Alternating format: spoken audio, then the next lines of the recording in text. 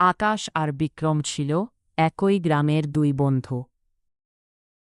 আকাশ শান্ত, পড়াশোনায় মনোযোগী, সবাই তাকে ভালো। বিক্রম চঞ্চল আর ডানপিটে সারাদিন দুষ্টুমি করে ঘুরে। গ্রামের জমিদারের বাগানে বিশাল আম গাছে প্রচুর আম ধরেছিল। বিক্রমের খুব ইচ্ছে হল আম খাওয়ার। সে আকাশকে বিক্রম তরতরিয়ে গাছে উঠল। আকাশ পাহারায় দাঁড়িয়ে রইল।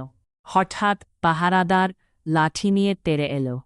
আকাশ পালাতে গিয়ে জমিদার বললেন, আকাশ, তুমি ভালো ছেলে, চুরিতে কেন জড়িয়ে পড়ল? আকাশ মাথা নিচু করে সত্যিটা স্বীকার করল, বন্ধুর নাম না নিয়ে। কিছুক্ষণ পর বিক্রম এলো অনুশোচনা নিয়ে। সে বলল, শব্দ। জমিদার হাসলেন। দুষ্টুমি আর অপরাধের মধ্যে পার্থক্য আছে। সেই থেকে বিক্রম পড়াশোনায় মন দিল। দুই বন্ধু আজীবন একসাথে।